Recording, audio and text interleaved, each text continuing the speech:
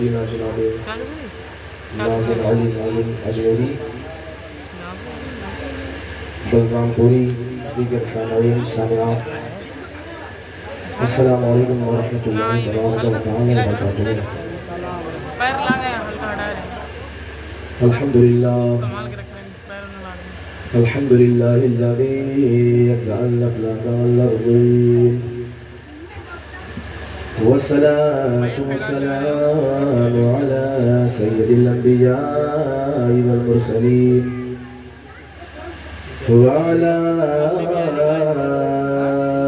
آلہ الطیبین واصحابہ المطہرین ومن اتبعهم اجمعین اما بعد فاعوذ باللہ من الشیطان الرجیم بسم اللہ الرحمن الرحیم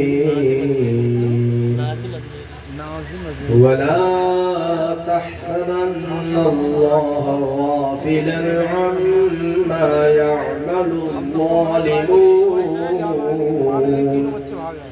صدق اللہ العلی العظیم وصدق رسوله النبی الامین الکریم ونحن على ذلك لمن الشاهدين والشاكرين والذاكرين والآمنين والحمد لله رب العالمين۔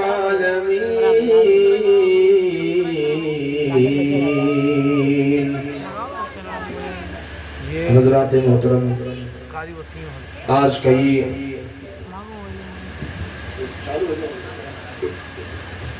عظیم الشان محفل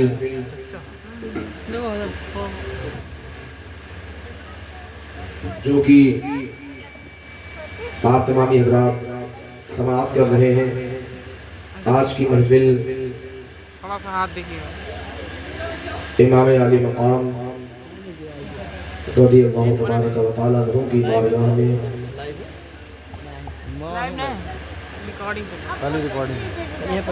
خراج عقیدت کے طور پر پیش کیا گیا۔ اللہ تبارک و تعالی اس محفل نور کو اپنی بارگاہ میں قبول فرمائے۔ آواز سے لوگوں کر دیا فردوس، آواز سے لوگوں کر دیا آپ نے، ہیلو ہیلو آواز سے بڑھائیے۔ آپ نے کون سا بٹن سلو کیا ہے؟ سلو بڑھائیے اس کو، ہیلو آواز کس سے یہ پیلا نکال دو، بھلے یہ نکال دو، ہیلو ہیلو ہیلو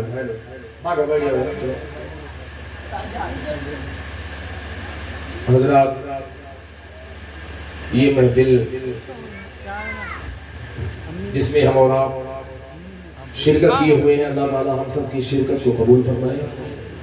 اور میں مبارکباد پیش کروں گا اپنے برادر اکبر جناب تنویر احمد اور ان کے شہزادے شہزاد عالم کو کہ انہوں نے اس پرفتن ماحول میں،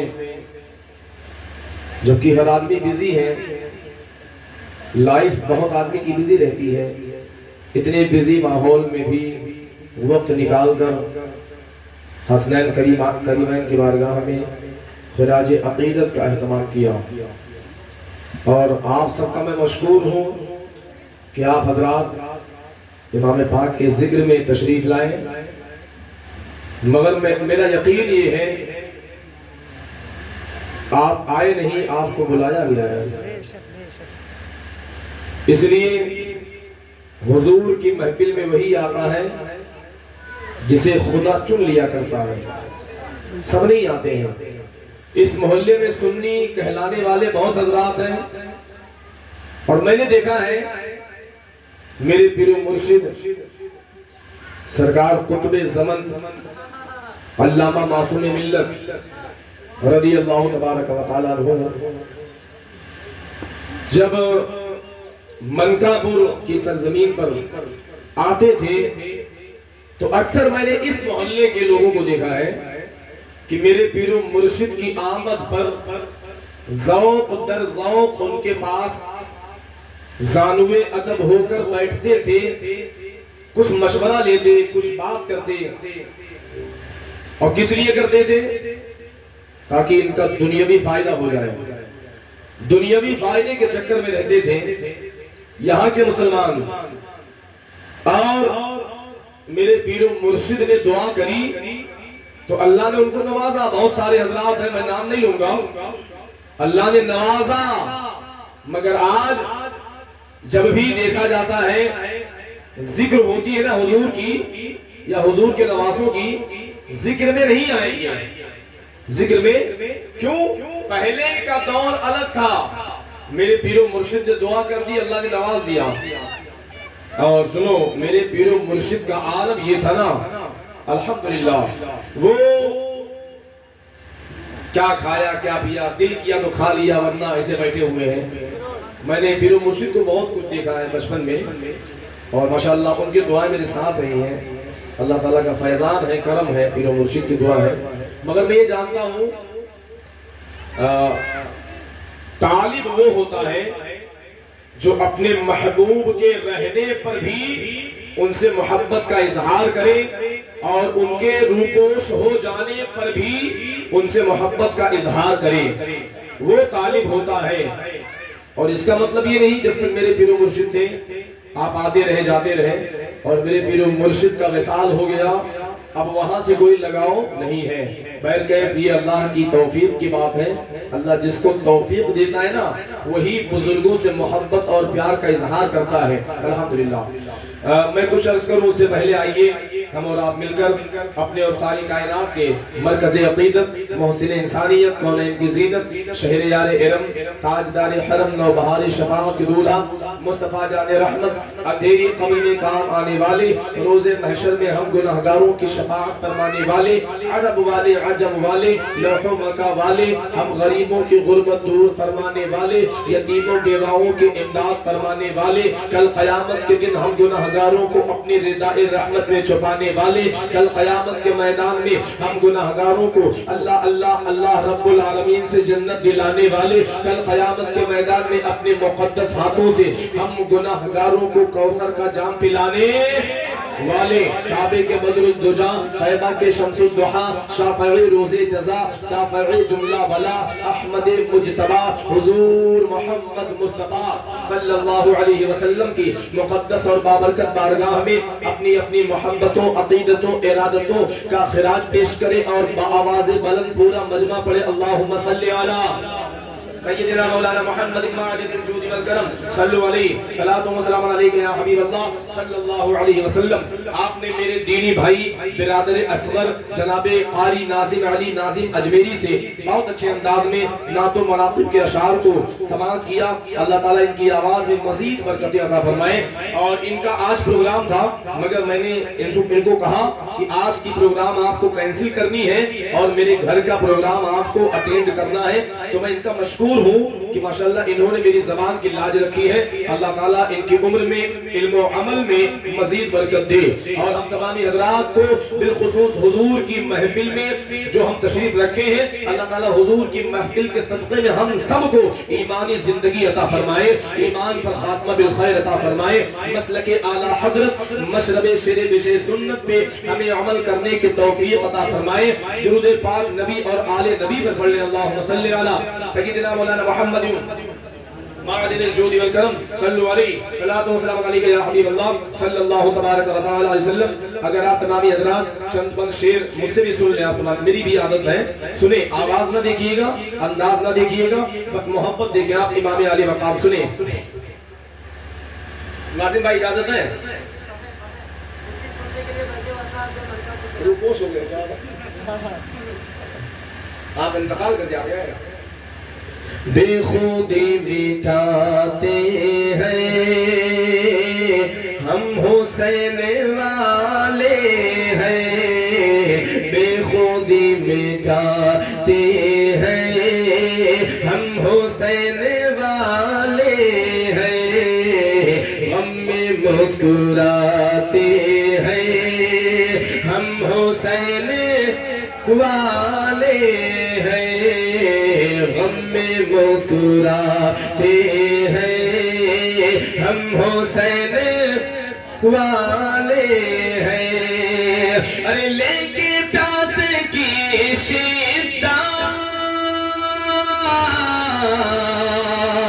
آتے ہیں جو ہم کی، ارے لے کے پیاس کی شدت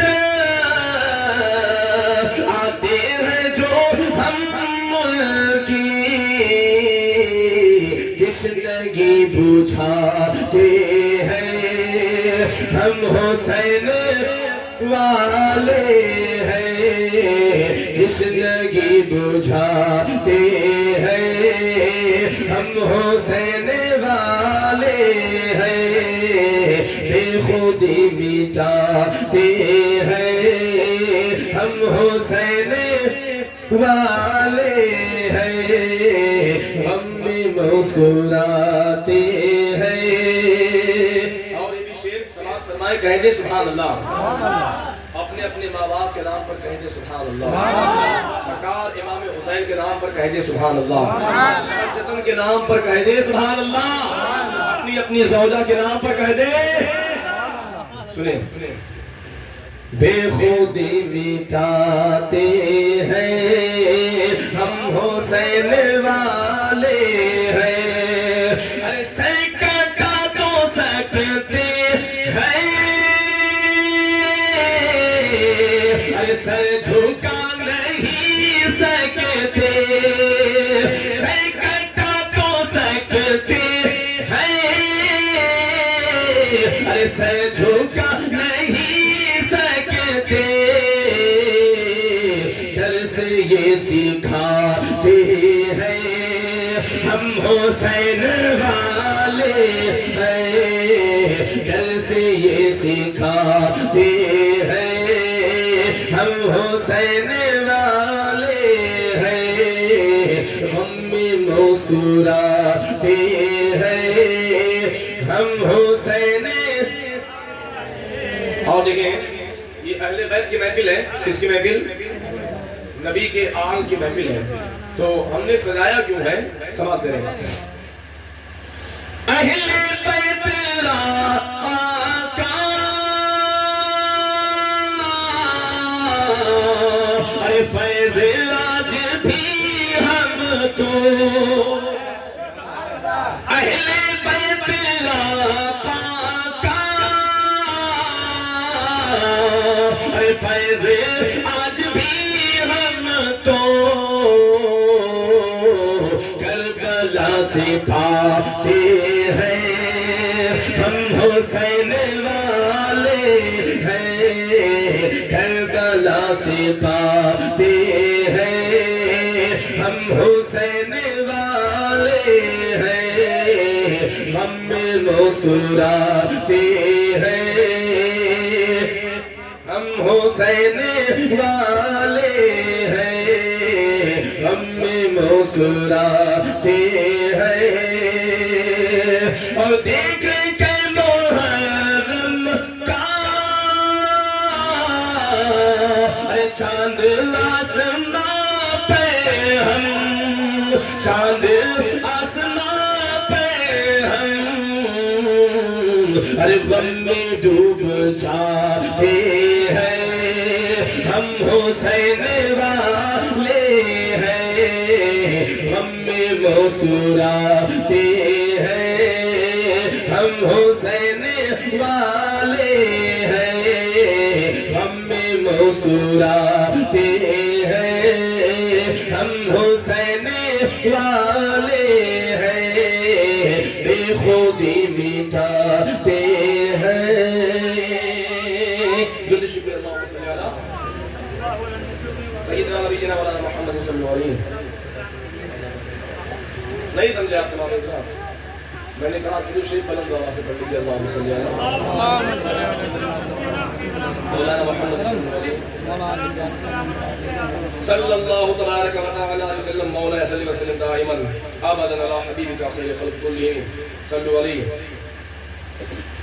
اچھا درود شریف پڑھا کریے، تو اس کو میں نے بتایا تھا، مگر پھر سنیے آپ تمام اکرام، حوالہ میرے پاس موجود ہے، فتاوی رضویہ شریف میں سیدی مرشدی اعلیٰ حضرت نے تحریر کیا. فتاوی رضویہ شریف مترجم جلد نمبر 5 صفحہ نمبر 638 پر مرشدی اعلیٰ حضرت نے ایک بہت پیاری بات نقل کیا. سماعت کریں. درود پاک کے حوالے سے جب ہم درود پڑھتے ہیں یا لفظ محمد آتا ہے صلی اللہ تبارک و تعالی وسلم تو ہم چومتے کیا کرتے ہیں؟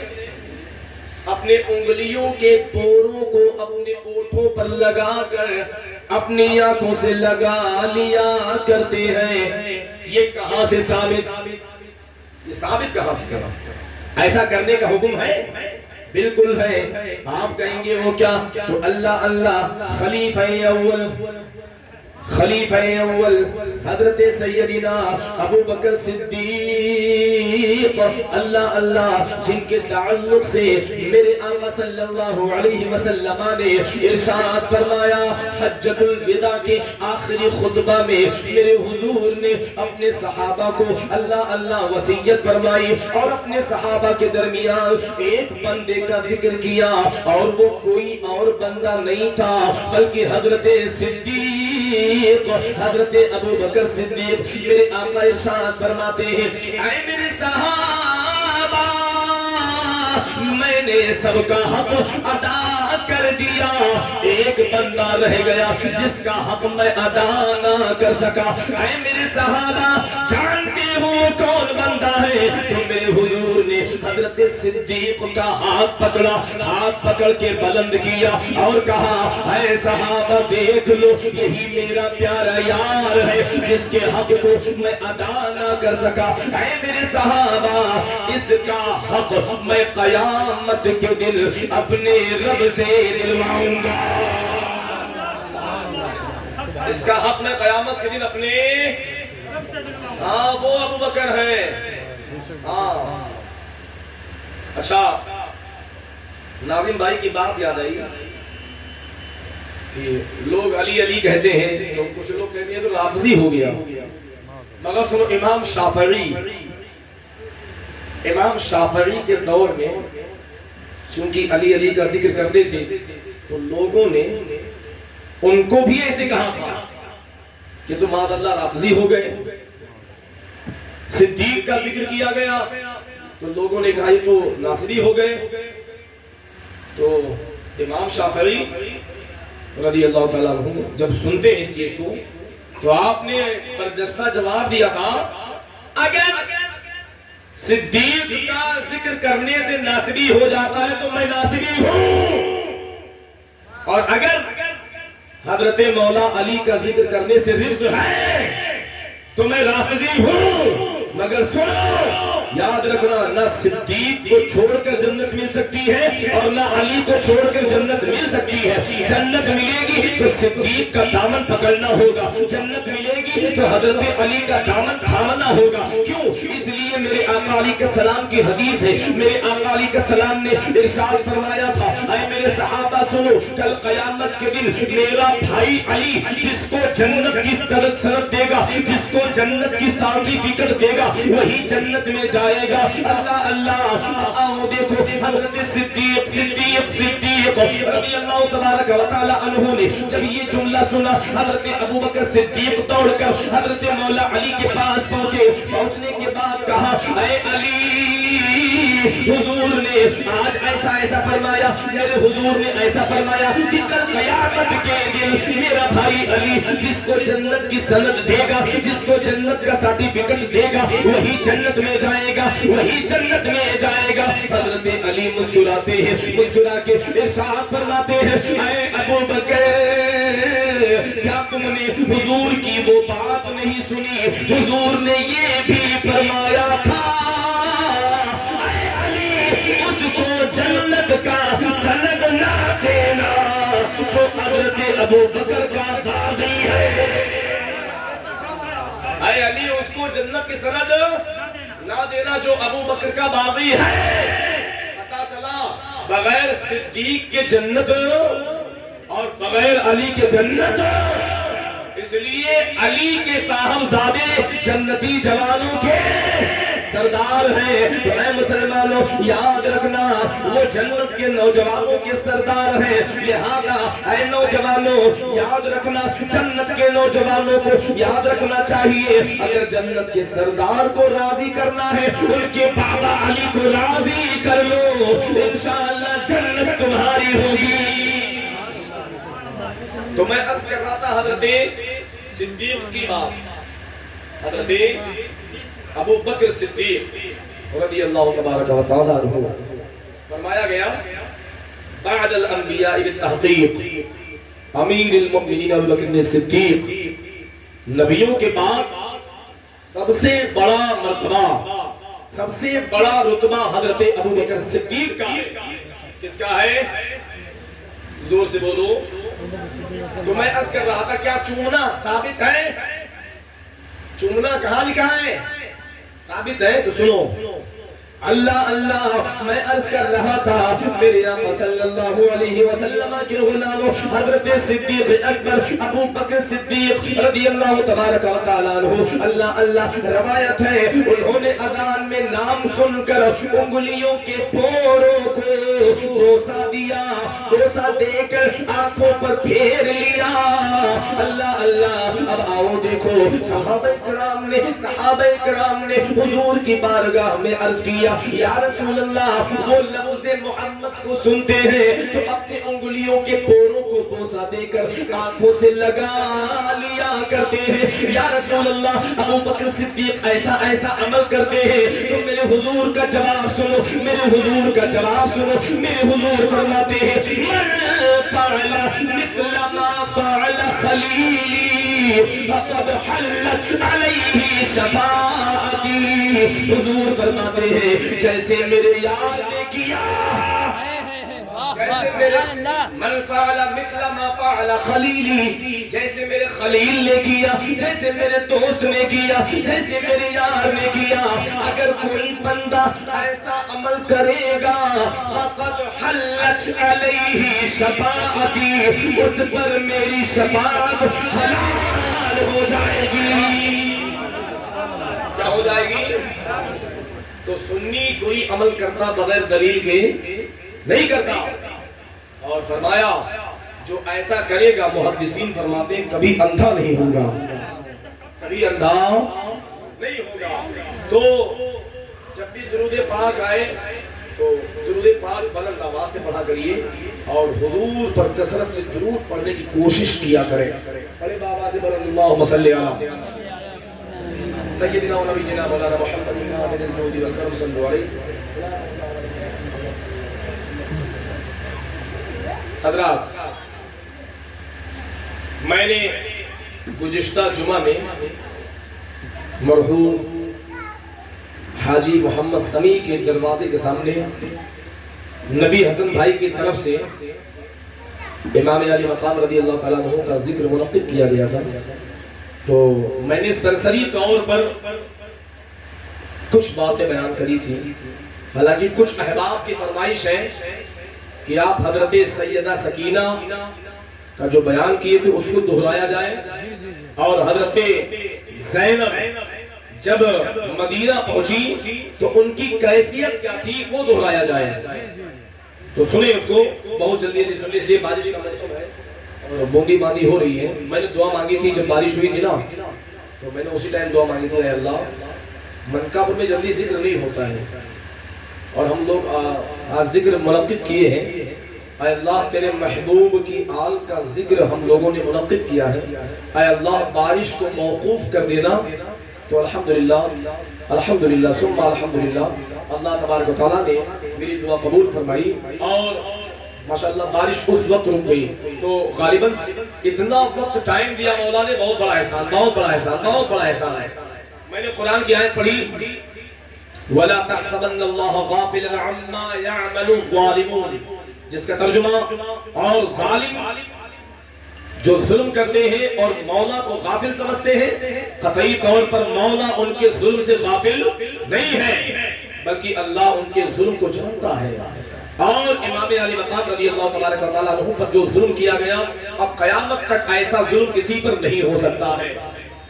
اور میں عرض کر رہا تھا، جب امام علی مقام رضی اللہ تبارک و تعالیٰ عنہ کو شہید کر دیا گیا، یہ قافلہ جب چلا 72 نیزے 72 سر، 72 نیزے 72 سر یزیدی لے کر چلے، کہاں چلے؟ عبید اللہ ابن زیاد کے پاس۔ تو اب ان یزیدیوں نے جتنے لاش حسین سے سر کاٹ لیے تھے اور دیگر شہداء کے سر کو کاٹ لیا تھا، ان لوگوں نے نیزے پر بلند کر رکھا تھا۔ اب یہ سر چلا 11 محرم الحرام، 11 محرم الحرام کو یہ سر چلا۔ چلنے کے بعد اب یہ سر جب 27 محرم کی شب آئی تو دن میں یہ قافلہ چلتا، جب رات آتی تو رات میں تمام شہداء کے سر کو ایک صندوق میں بند کر کے حفاظت کے طور پر رکھا جاتا۔ کیوں؟ اگر ایک بھی سر غائب ہو جائے گا، اور بالخصوص امام حسین کا اگر سر غائب ہو گیا تو پھر بہت بدنامی ہوگی۔ تو وہ لوگ کیا کرتے تھے؟ ایک صندوق میں حسین ابن علی رضی اللہ تبارک و تعالیٰ عنہ کا سر اور دیگر شہداء کا سر ایک صندوق میں بند کر کے رکھتے تھے۔ اچھا، سارے یزیدی سو جاتے، ان سروں کی رکھوالی کی ذمہ داری کس کی تھی؟ ایک یزیدی جس کا نام حارث ابن العقیدہ تھا، حارث ابن العقیدہ تھا۔ حارث ابن العقیدہ کہتا ہے کہ 11 محرم سے لے کر 27 محرم آ گئی، میں نے اس قافلے میں ایک چھوٹی سی بچی کو دیکھا جو 9 سال کی تھی، وہ روزانہ رات میں میرے قریب آتی، چونکہ میری ذمہ داری تھی سروں کی رکھوالی کرنی، تو وہ قریب آنے کے بعد وہ مجھے دیکھتی کہ میں سو رہا ہوں کہ جگ رہا ہوں۔ اللہ اللہ، روزانہ میری حرکت کو دیکھتی، وہ بچی واپس ہو جاتی۔ اسی طریقے سے 27 محرم جب آئی، حارث ابن العقیدہ کہتا ہے کہ میں نے سوچا کہ لاؤ آج میں معلوم کروں یہ بچی چاہتی کیا ہے۔ اللہ اللہ، اب حارث ابن العقیدہ کہتا ہے کہ میں کرسی پر بیٹھ گیا، جب میں کرسی پر بیٹھا تو وہ بچی چھپ کے دبے قدموں کو لے کر آتی ہے۔ آنے کے بعد سب سے پہلے میرے قریب آئی، میں نے جان بوجھ کر اپنی آنکھوں کو بند کر رکھا ہوا تھا۔ اب جب میرے قریب آتی ہے، اللہ اللہ، اس نے دیکھا کہ میں سو رہا ہوں اور یقیناً میں جگ رہا تھا، میں سو نہیں رہا تھا۔ وہ بچی میرے قریب آتی ہے، آنے کے بعد اس نے مجھ کو مشاہدہ کیا، مشاہدہ کرنے کے بعد میری کرسی کا چاروں طرف چکر لگایا، لگانے کے بعد خدا کی بارگاہ میں ہاتھ کو اٹھا دیا، ننھے ہاتھوں کو اٹھا دیا اور عرض کیا، اے بار الہ، 11 محرم الحرام سے میں انتظار کر رہی تھی کہ میں اپنے ابا کے چہرے کی زیارت کر لوں، میں اپنے بھائی کے چہرے کی زیارت کر لوں، میں اپنے چچا کے چہرے کی زیارت کر لوں۔ اے اللہ، آج 27 محرم ہو گئے، آج تو نے اس کمینے کو سلا دیا ہے، لگتا ہے آج میں زیارت کر لوں گی۔ اب حضرات محترم حارث ابن العقیدہ کہتا ہے کہ وہ بچی جاتی ہے، سب سے پہلے صندوق کو کھولا، جب صندوق کو کھولا تو پہلے صندوق میں حضرت علی اصغر 6 مہینے کے بچے کا سر نکلتا ہے، اپنے چھوٹے سے بھائی کے سر کو لے کر اللہ اللہ اپنے گود میں لیتی ہے اور اپنے کپڑوں سے صاف کرتی ہے اور کہتی ہے، اے میرے بھائی سن، جو تیرے اوپر تیر لگا تھا اس تیر کا قد تیرے قد سے بڑا تھا۔ اے میرے بھائی سن، تیرا جھولا تو کربلا کے میدان میں یزیدیوں نے آگ کے حوالے کر دیا۔ اے بھائی یہاں جھولا تو نہیں ہے، میں اپنے ہاتھ کا جھولا بنا کر میں تجھے جھولا دیتی ہوں۔ اللہ اللہ، اپنے بھائی کے سر کو جھولا جھلایا، اپنے بھائی کے ماتھے کو چوم لیا، چوم لینے کے بعد اپنے کٹے ہوئے بھائی کے سر کو اس نے صندوق میں رکھا تھا، رکھنے کے بعد دوسرے صندوق کے پاس جاتی ہے، صندوق کا دروازہ کھولا، جب صندوق کا دروازہ کھولا اس میں کون تھا؟ حضرت علی عباس کا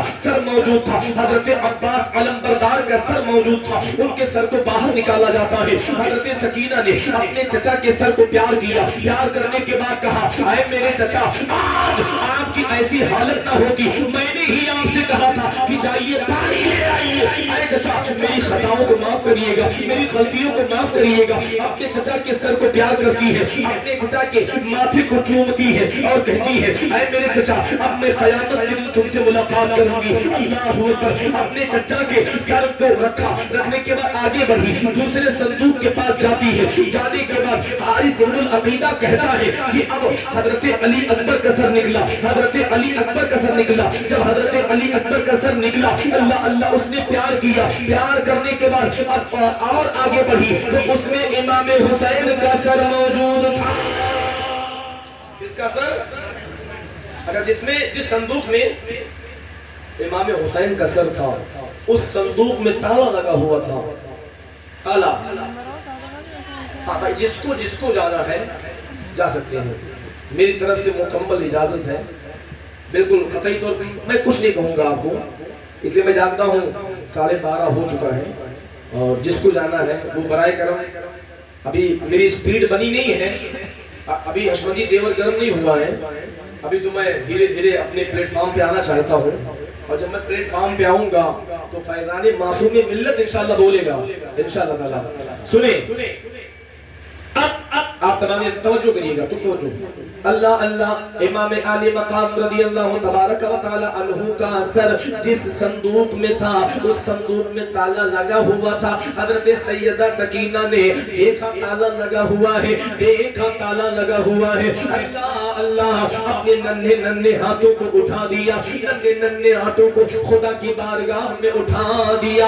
عرض کیا اے بار الہ ہمارے جد اعلیٰ حضرت یعقوب علیہ السلام کے بیٹے حضرت یوسف علیہ السلام، اے پروردگار ہمارے جد اعلیٰ حضرت یعقوب علیہ السلام کے بیٹے حضرت یوسف علیہ السلام کو جب زلیخا نے 7 کمرے کے اندر اللہ اللہ مقفل کر دیا تھا، ہر کمرے میں دروازہ بند تھا اور ہر کمرے میں تالا لگا دیا تھا. حضرت یوسف علیہ السلام اللہ اللہ جب واپس پلٹے تھے، واپس بھاگے تھے تو اے اللہ تو نے اپنی قدرت سے تالوں کو کھول دیا تھا، دروازوں کو کھول دیا تھا. حضرت یوسف علیہ السلام بھاگتے جا رہے تھے، دروازہ کھلتا جا رہا تھا، تالا کھلتا گرتا جا رہا تھا. اے پروردگار وہاں تو حضرت یعقوب کی آل کا مسئلہ تھا، یہاں تو نبی کی آل کا مسئلہ ہے. اے پروردگار وہاں تو 7 دروازے تھے، یہاں پر ایک دروازہ ہے. اے اللہ یہاں پر آل محمد کا سوال ہے، محمد کی آل کا سوال ہے. اب اللہ اللہ حضرت سیدہ سکینہ دعا کر رہی تھی، ابھی ہاتھ نیچے نہیں آیا. اللہ اللہ اللہ نے دعا قبول قبول قبول فرما لیا. وہ تالا کھلا. حضرت سیدہ سکینہ اللہ اللہ اپنے ابا جان حضرت امام حسین کے کٹے ہوئے سر کو باہر نکالا. نکالنے کے بعد آپ نے اپنے ابا کے کٹے ہوئے سر کا بوسہ لیا اور جب باہر نکالا تو کیا دیکھا کہ امام علی مقام کے کٹے ہوئے سر سے نور کی بوچھار ہو رہی تھی. اللہ اللہ اب آؤ دیکھو حضرت سیدہ سکینہ ہے، روتی جا رہی تھی. اب آؤ دیکھو اتنے میں مولا حسین نے آواز لگائی، اے میری بیٹی پریشان نہ ہو، اے بیٹی تم لوگ سفر میں اکیلی نہیں ہو بلکہ تمہارا بابا بھی ساتھ میں ہے، تمہاری دادی بھی ساتھ میں ہے، تمہارا دادا حضرت علی بھی ساتھ میں ہے اور تمہارا نانا محمد الرسول اللہ بھی ساتھ میں ہے. اے بیٹی غم نہ کرو، اے بیٹی گھبراؤ نہیں. اللہ اللہ صبر و شکر کا دامن مضبوطی سے تھامے رکھنا. اللہ اللہ اب حارث بن العقیدہ کہتا ہے کہ میں یہ منظر دیکھ کے حیران ہو گیا. رات بھر مجھ کو نیند نہیں آئی. جب صبح ہوئی یہ قافلہ چلتا چلا گیا. اب حضرات محترم القصہ مختصری میں عرض کر رہا تھا. یہ قافلہ کوفہ پہنچا، یہ قافلہ دمشق پہنچا، یزید کے دربار میں پہنچا. جب یزید کے دربار میں پہنچا یزید نے اپنے سپاہیوں سے کہا، اے میرے سپاہیوں حضرت نعمان بن بشیر کو بلایا جائے، ان کی قیادت میں یہ لٹا پٹا قافلہ مدینہ پار پہنچا دیا جائے. القصہ مختصر یہ کہ یہ قافلہ جب مدینہ پہنچا، یہ قافلہ اللہ اللہ مدینہ پہنچا تو مدینہ والوں کو پہلے معلوم ہو گیا تھا کہ امام علی مقام کے قافلے والوں کو کاٹ کر رکھ دیا گیا، ان کو شہید کر دیا گیا. اب اللہ اللہ جتنے بزرگ ہیں مدینہ میں، جتنے بزرگ ہیں، جتنے بچے ہیں، جتنی عورتیں ہیں، سارے لوگ، سارا مدینہ اپنے گھر سے باہر نکل لاتا ہے، اپنے گھر سے باہر نکل آیا کہ ہمیں وہ قافلہ دکھا دو جس میں مولا حسین نہیں ہے، ہمیں وہ قافلہ دکھا دو جس میں مولا عباس نہیں ہے، ہمیں وہ قافلہ دکھا دو جس میں حضرت علی اصغر نہ رہے، ہمیں وہ قافلہ دکھا دو جس میں اول محمد نہ رہے، ہمیں وہ قافلہ دکھا دو جس میں علی اصغر نہ رہے، ہمیں وہ قافلہ دکھا دو جس میں حبیب ابن مظاہر نہ رہے۔ اللہ اکبر، سارا مدینہ کوہرام مچا ہوا تھا، سارا مدینہ کوہرام مچا ہوا تھا۔ اب یہ لٹا پٹا قافلہ اللہ اللہ سب سے پہلے حضور کی بارگاہ میں پہنچنے کے بعد حضور کی بارگاہ میں اللہ اللہ اپنے روداد غم کو بیان کیا۔ اپنے روداد غم کو بیان کرنے کے بعد آؤ دیکھو حضرت مولا امام زین العابدین ان کے ہاتھ کو پکڑا، حضرت زینب نے ان کے ہاتھ کو پکڑا اور کربلا شریف کی طرف اپنا رخ کیا اور اپنے بھائی جان حضرت امام حسین سے عرض کیا، اے میرے بھائی جان، میں نے آپ سے وعدہ کیا تھا کہ میں آپ کی امانت کو مدینہ حفاظت کے ساتھ پہنچا دوں گی۔ اے میرے بھائی، میں نے اپنا وعدہ پورا کر دیا، میں نے آپ کی اولاد کو، میں نے آپ کے بیٹے کو مدینہ حفاظت کے ساتھ پہنچا دیا ہے۔ اللہ اللہ، اب حضرات محترم توجہ کرنا، حضرت سیدہ زینب ہے، اللہ اللہ، حضرت زینب کے 18 بھائی، 18 بھائی، کون زینب؟ اللہ اللہ، اپنے 18 بھائیوں کے دروازوں پر جاتی ہے۔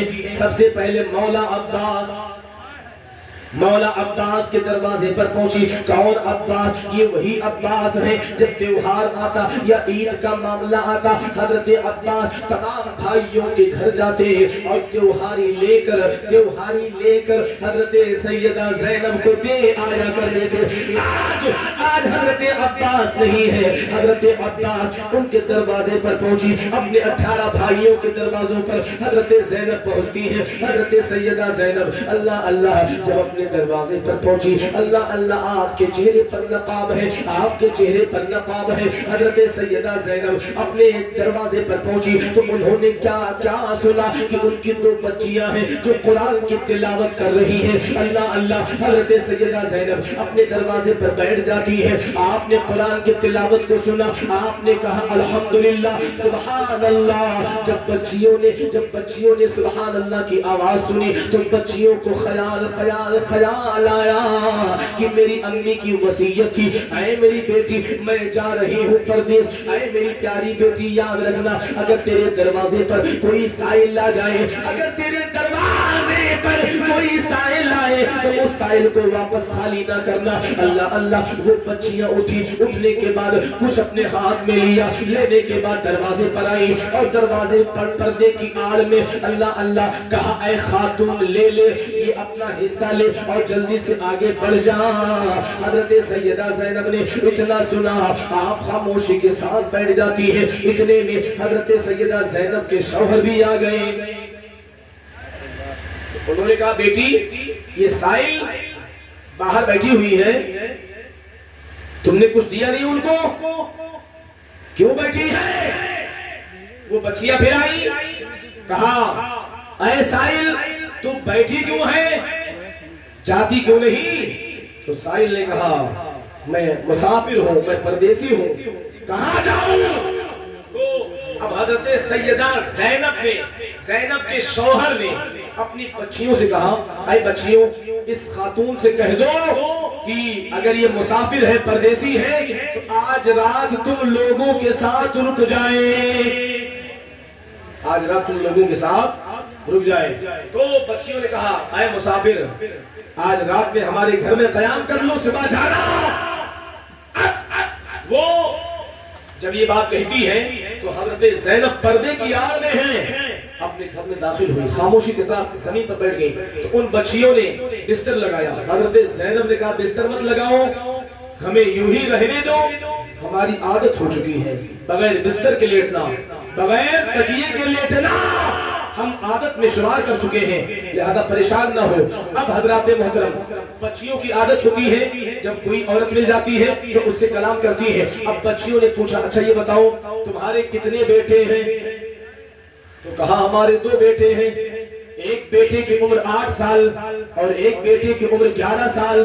اللہ اللہ بچیاں چونک جاتی ہیں۔ بچیوں نے کہا ہمارے بھی 2 بھائی ہیں، ایک کا نام اور ہے، ایک کا نام محمد ہے، اور محمد، اور ایک بھائی کی عمر 8 سال ہے اور ایک بھائی کی عمر 11 سال ہے۔ اب ان بچیوں نے خاتون سے پوچھا اے خاتون یہ بتاؤ تمہارے کتنے بھائی ہیں؟ تو اللہ اللہ حضرت زینب نے کہا ہمارے 18 بھائی ہیں۔ اب وہ بچیاں چونک جاتی ہیں، وہ بچیاں چونک جاتی ہیں۔ اب پوچھا اے خاتون کہاں کی رہنے والی ہو؟ تو حضرت زینب نے جواب دیا ہم مدینہ ہی کی رہنے والے ہیں۔ اللہ اللہ بچیاں چونک کے کھڑی ہو جاتی ہیں، بچیاں تڑپ کے کھڑی ہو جاتی ہیں اور کہا اے خاتون پورے مدینہ میں میری امی جان کے علاوہ کسی بھی عورت کے 18 بھائی نہیں ہیں۔ اے خاتون، اے مسافر عورت، میری امی جان کے علاوہ پورے مدینہ میں کسی بھی عورت کے 18 بھائی نہیں ہیں، لہذا بتا تو کون ہے؟ حضرت زینب کی آنکھوں سے آنسو نکلنے لگے۔ کہا اے بچیوں میں تمہارا قرآن سن کر رک گئی، مجھے بڑا اچھا لگا۔ ان بچیوں نے جواب دیا اے مسافرہ عورت سن تم نے ہمارا قرآن پڑھنا سنا، کاش تم لوگوں نے ہماری امی حضرت زینب کا قرآن سنا ہوتا۔ تم نے تو ہمارا قرآن سنا ہے۔ اب حضرت زینب اور دھاڑے مار کر رونے لگ گئی۔ اللہ اللہ، اب حضرت زینب نقاب کو سرکایا، جب نقاب کو سرکایا بچیاں پہچان نہیں پائی تو کہا اے بچیوں میں تمہاری ماں حضرت زینب ہوں۔ ان بچیوں نے کہا نہیں میری امی کے چہرے پر شباب تھا، میری امی کا چہرہ خوبصورت تھا، میری امی کے سر کے بال پکے نہیں تھے، اور تمہارے تو بال بھی پک گئے ہیں، تمہارے چہرے پر جھریاں ہیں، تمہارے چہرے پر جھریاں ہیں۔ اللہ اللہ، تو حضرت زینب رونے لگی، اپنی بچیوں کو گلے لگا لیا اور دھاڑے مار کر رونے لگی اور کہا اے بچیوں سن بات یہ کربلا کا غم لے کے چلی آئی ہو، اسلام کو بچا کر چلی آئی ہو، اپنی اولاد کو اسلام کے حوالے کر کے چلی آئی ہو، اپنے بھائی حسین کو اسلام کی حفاظت کی خاطر قربان کر کے میدان کربلا میں چلی آئی ہو۔ اے میری بچیوں، یہ اسی کا نتیجہ ہے کہ میرے سر کے بال جھڑ گئے، میرے سر کے بال سفید ہو گئے اور میرے چہرے پر جھریاں پڑ گئی۔ اللہ اکبر۔ مسلمانوں یہ مسئلہ چلتا رہا، پورا مدینہ شریف کے لوگ اہل بیت پر جو ظلم ہوا تھا، پورے مدینے کے لوگوں نے کہا بڑا ظلم ہوا، بڑا غضب ہو گیا، یزید بڑا شیطان ہے، اس نے حسین ابن علی کو کاٹ کر رکھ دیا، ان کی آل کو کاٹ کر رکھ دیا، یزید شیطان ہے۔ اب مدینہ سے ایک وفد، ایک قافلہ تیار ہوا، چلو چلتے ہیں دمشق، یزید کا پتہ لگاتے ہیں کیا واقعی میں اس نے ایسا کیا ہے۔ تو جب یہ لوگ پہنچے مدینہ پاک سے تو واقعی میں انہوں نے دیکھا کہ یزید شراب پی رہا ہے، یزید نشے کی حالت میں رہتا ہے، نماز کو چھوڑتا رہتا ہے، یزید بندروں کا ناش دیکھتا رہتا ہے، یزید رنڈیوں کی ناش کو بھی دیکھتا ہے، یزید قرآن کی تلاوت بھی نہیں کرتا ہے، ہر دم نشے کی حالت میں دھت رہتا ہے، اور اس نے حسین ابن علی کو قتل کروا دیا، اپنی حکومت مضبوط کرنا چاہتا تھا، اپنا اقتدار مضبوط کرنا چاہتا تھا، اپنی کرسی کو مضبوط کرنا چاہتا تھا، حسین ابن علی کے خون پر اپنے کرسی کی حکومت قائم کرنا چاہتا تھا۔ اللہ اللہ، اس نے بہت سارے جرائم کیے، اس نے بہت بڑا ظلم کیا۔ جب مدینہ کے لوگ وہاں گئے انہوں نے یزید کی حرکت کو دیکھا، یزید کے معاملات کو دیکھا تو واپس آ کر ان قافلے والوں نے اہل مدینہ کو باخبر کیا، اے اہل مدینہ سنو سچ ہے، یزید نے حسین ابن علی کو قتل کر دیا ہے، یزید نے حسین ابن علی کے خاندان کو قتل کر دیا ہے، ناحق حسین ابن علی کو ستایا گیا، ان کے بچوں کو پیاسا رلایا گیا، ان کے بچوں پر تشدد کری گئی ہے، ان کے اہل خاندان پر ظلم کیا گیا ہے۔ اللہ اللہ، اب حضرات محترم پورے مدینے کے لوگوں نے، پورا مدینہ پاک کے لوگوں نے آپس میں مشورہ کیا اور کہا سب یزید کے اوپر حملہ کرو۔ ادھر یزید کو معلوم ہو گیا پورا مدینہ کے لوگ ہمارے دشمن ہو گئے ہیں، تو یزید نے کیا کیا؟ 12,000 کتنا؟ 12,000 یا 22,000 لشکر لے کر ایک بندہ سپہ سالار بنا کر جس کا نام مسلم بن عقبہ تھا. کیا نام تھا؟ مسلم بن عقبہ تھا. میں نے مدینہ تک بیان کیا تھا، اگلے پروگرام میں مدینہ شریف تک میں نے اشارتاً اس کو بیان کیا ہے. اب یہاں سے آگے یہ بیان ہو رہا ہے کہ جب مدینہ کے لوگوں کو مکمل علم ہو گیا تو مدینہ کے سارے لوگ متنفر ہو گئے، یزید سے متنفر ہو گئے. یزید کو جب معلوم ہوا کہ مدینہ کے لوگ ہم سے متنفر ہو گئے تو اس نے 12,000 یا 22,000 کا لشکر جرار لے کر مدینہ پر چڑھائی کروا دی. کیا کروا دیا؟ ہاں چڑھائی کروائی. اور 700 صحابہ اور پتہ نہیں کتنے ہزار تابعین، کل ملا کر 10,000 تابعین اور صحابہ 700، ان حضرات کو اس نے ناحق قتل کروایا. مدینہ شریف میں قتل کروایا. جتنی عورتیں بچیاں تھیں ان بچیوں پر 3 شبانہ روز تک یعنی 3 رات تک یزید نے اپنے سپاہیوں پر ان عورتوں کو حلال کر دیا تھا. معاذ اللہ 3 رات تک یزید کے سپاہیوں نے، لشکریوں نے وہاں کی عورتوں کے ساتھ عصمت دری کری تھی، زنا کیا تھا. اللہ اللہ، اس سے پتہ نہیں کتنے ناجائز بچے پیدا ہوئے تھے. آئے مسلمانوں آؤ دیکھو، مدینہ کی حرمت کو پامال کیا تھا یزید نے، مدینہ پاک کی تقدس کو برباد کیا تھا یزید نے.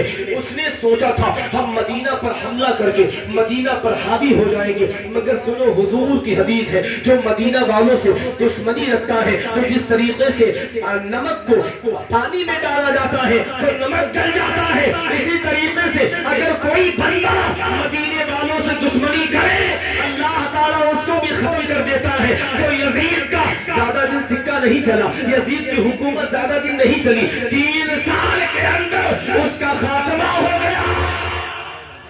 کتنا؟ 3 سال. ہاں 3 سال کے اندر ختم، معاملہ فنش. یہاں تک کہ یزید کے مرنے کے بعد اس نے اپنی اولاد کو وصیت کری تھی. وہ بیٹھا، یزید کا لڑکا جب بیٹھا تخت پر تو اس نے کہا میں اس تخت پر نہیں بیٹھوں گا، مجھے اس تخت سے حسین ابن علی کے خون کی بو آتی ہے، لہذا میں اس کرسی پر نہیں بیٹھوں گا چونکہ میں بیمار ہوں. آخر میں وہ بھی مر گیا، مر گیا.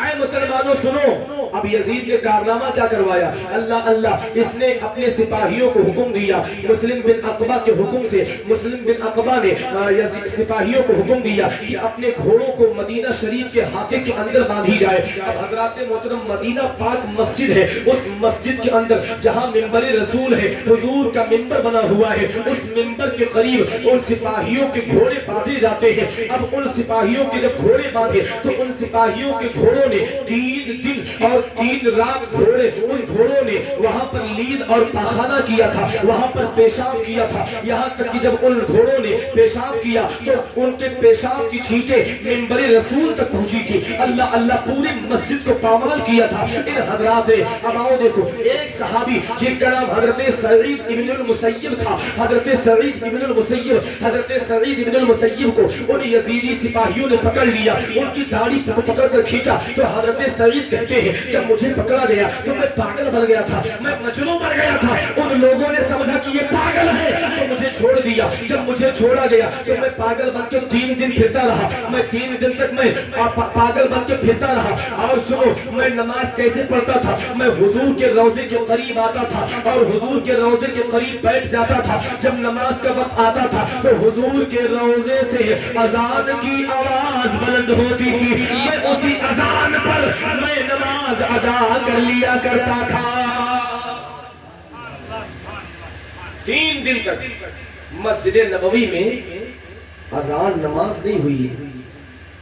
آج وہابی دیوبندی کا عقیدہ دیکھنا چاہتے ہو کہتا ہے کہ یزید حق پر تھے، حسین معاذ اللہ اقتدار چاہتے تھے، حسین کرسی چاہتے تھے، حسین حکومت چاہتے تھے، معاذ اللہ۔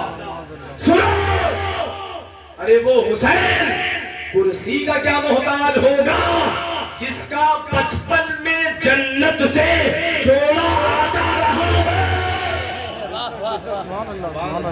اللہ نے بچپن میں جوڑا بھیج کر دنیا والوں کو خبر کیا، اے دنیا والوں حسین وہ ہے، اگر وہ چاہ لے اس کا جوڑا جنت سے آ جائے تو حسین کو محتاج نہ سمجھنا، حسین تو مختار ہے، حسین تو مختار ہے۔ تو اے مسلمانوں سنو، میرے آقا صلی اللہ تبارک و تعالی علیہ وسلم اگر دعا فرما دیتے تو حسین ابن علی سے شہادت ہٹ جاتی، اگر میرے حضور نے اشارہ کر دیا ہوتا تو کربلا کا نقشہ پلٹ جاتا، اگر میرے حضور نے چاہ لیا ہوتا تو کربلا کا نقشہ معاملہ ادھر ادھر ہو جاتا، اگر مولا علی نے چاہ لیا ہوتا تو مولا علی قبر سے نکل کر آتے، آنے کے بعد 22,000 کیا چیز ہے، اگر 22 لاکھ بھی ہوتے تو مولا علی کی تلوار کے سامنے وہ چل نہیں پاتے۔ مگر سنو وہاں پر معاملہ یہ تھا، بھوکا اور پیاسا رہ کر امتحان دینا تھا خدا کی بارگاہ میں، اور حسین ابن علی نے اس امتحان میں کامیابی حاصل کر لی۔ اللہ اللہ، اسی لیے تو کہتے ہیں کہ سجدے تو سب نے کیے، اس کا نیا انداز ہے، اس نے وہ سجدہ کیا جس پر خدا کو، اس نے وہ سجدہ کیا۔ اب ان لوگوں نے جو بچیاں ملی، جو نوجوان بچے ملے، ان یزیدی سپاہیوں نے ان کو قتل کروا دیا۔ ایک نوجوان، ایک بڑھیا کا لڑکا تھا، اس کو پکڑ کر یہ یزیدی لے کے آئے مسلم بن عقبہ کے سامنے، بڑھیا دوڑ کر آئی، منت کرتی رہی، سماجت کرتی رہی، بھائی چھوڑ دو، میرے ایک ہی اولاد ہے، اس کے علاوہ میرا کوئی سہارا نہیں ہے، لہذا چھوڑ دو۔ مگر یزیدیوں نے کچھ نہیں سنا، اس کی ماں کے سامنے ہی اس نوجوان بچے کو قتل کیا گیا، اس بچے کو قتل کیا۔ جب بچے کو قتل کیا، ماں کے دل سے آہ نکلی، ماں کے دل سے آہ نکلی۔ ماں نے دعا کری، اے اللہ اگر تو مجھے اتنی توفیق دے تو میں اس مسلم بن عقبہ کو میں زندہ یا مردہ جلا دوں۔ اللہ نے اس کی دعا قبول فرمائی، اللہ نے اس کی دعا قبول فرمائی۔ 3 دن کے بعد جب پورے مدینہ پر قتل و غارت کر کے جب یہ لوگ تھک گئے یزیدی، تو مسلم بن عقبہ نے کہا چلو مکہ پر حملہ کیا جائے، چلو مکہ پر حملہ کیا جائے۔ تو مکہ پر حملہ کرنے کے لیے مسلم بن عقبہ کی سرکردگی میں، اس کے سرکردگی میں جب یہ قافلہ 12,000 یا 22,000 کا چلا تو راستے میں اس کی موت ہو گئی، مسلم بن عقبہ مر گیا۔ جب مسلم بن عقبہ مر گیا، اس کے سپاہیوں نے اس کو وہیں پر دفن کر دیا، اس کے سپاہیوں نے وہیں پر دفن، اس کی جب سپاہیوں دفن کیا، اس عورت کو خبر لگی کہ جو یزیدیوں کا سپہ سالار تھا مسلم بن عقبہ وہ مر گیا، تو وہ تھاڑے مار کر روتی ہوئی اس کے قبر پر پہنچی، کئی آدمیوں کو لے کر پہنچی، اس کی قبر کو کھدوایا۔ جب اس کی قبر کو کھدوایا، تختے کو ہٹایا، کیا دیکھا کہ پیتانے بھی ازدہا لپٹا ہوا ہے، سرہانے بھی ازدہا لپٹا ہوا ہے۔ تو لوگوں نے کہا اے ضعیفہ چھوڑ دے، اے ضعیفہ چھوڑ دے، اللہ نے اس کو عذاب میں ویسے ہی گرفتار کیا ہے، تو رہنے دے۔ تو ضعیفہ نے کہا نہیں، میں نے عہد کیا ہے، میں نے قسم کھائی ہے کہ اگر مجھے موقع مل گیا میں وعدہ کرتی ہوں، میں قسم کھاتی ہوں اس بندے کو میں زندہ جلاؤں گی یا مردہ جلاؤں گی۔ اللہ اللہ، اب لوگوں نے بہت سمجھایا، مگر ضعیفہ نے کیا کیا؟ ضعیفہ نے کہا تم لوگ ہٹ جاؤ۔ اب ضعیفہ نے مسلح بچھایا، مسلح بچھا کر دو گانا ادا کیا، دو گانا ادا کرنے کے بعد اب اس نے اپنے ہاتھ کو خدا کی بارگاہ میں اٹھا دیا، اٹھانے کے بعد گڑگڑانے لگی، رونے لگی، عرض کرنے لگی اے بار الہ میری قسم کی منت تو پوری کر دے، اے اللہ ان ازدہے کو اس کے لاش سے ہٹا دے، تاکہ میں اس کے ساتھ میں جو انجام سوچی ہو اس انجام کو میں مکمل کر پاؤں. اب وہ دعا کر رہی تھی, اللہ نے اس کی دعا قبول فرما لی, اللہ نے اس کی دعا قبول فرما لی. اب وہ ضعیفہ اٹھی, اٹھنے کے بعد قبر کے کنارے کھڑی ہوئی, اس نے ایک چھوٹا سا چھڑی لیا اور اژدہے کے دم پر لگایا, اژدہا غائب ہو گیا. دوسرے اژدہے کے دم پہ لگایا, وہ بھی اژدہا غائب ہو گیا. جب اژدہا غائب ہوا, اس ضعیفہ نے مسلم بن عقبہ کے لاش کو قبر سے باہر نکالا اور اس نے کہا تھا کہ میں اس کو جلاؤں گی, تو اس نے واقعی میں جلا ہی دیا.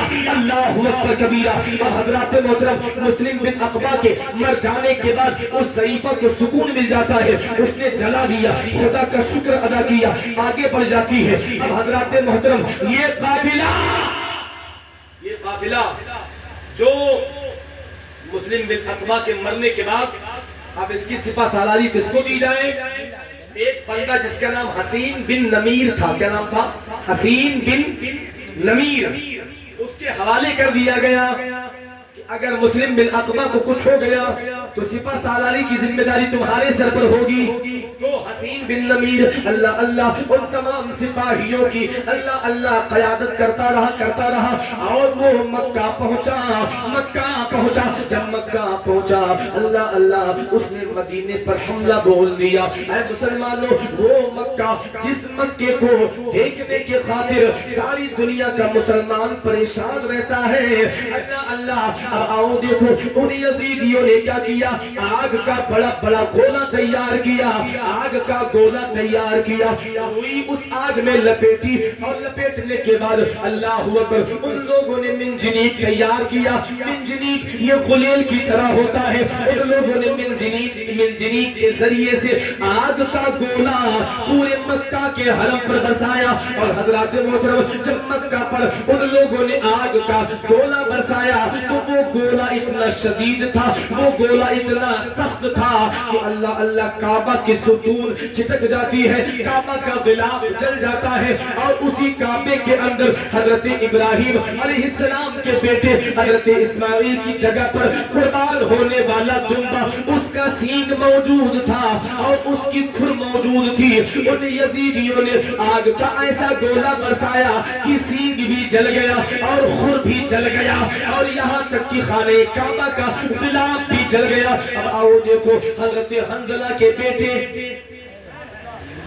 حضرت عبداللہ اور چند اور صحابہ, ان لوگوں نے جانا کہ اگر اب ہم خاموش رہے تو عنقریب اللہ کی جانب سے ہم پر پتھروں کی آگ کی برسات ہو جائے گی. اب حضرت عبداللہ جو حضرت حنظلہ کے بیٹے ہیں وہ آگے بڑھے, اور آپ نے تمام صحابہ کو, تمام حضور کے چاہنے والوں کو اکٹھا کیا. ادھر آؤ دیکھو, ادھر یزیدی مکہ پر حملہ کرنے میں بزی ہے, ادھر یزید چونکہ شرابی تھا اور شکاری بھی تھا اور شرابی, تو شراب کے نشے میں جا رہا تھا شکار کرنے کے لیے. اچانک اس کی نگاہ ایک عیسائی لڑکی پر پڑ گئی جو بڑی خوبصورت تھی.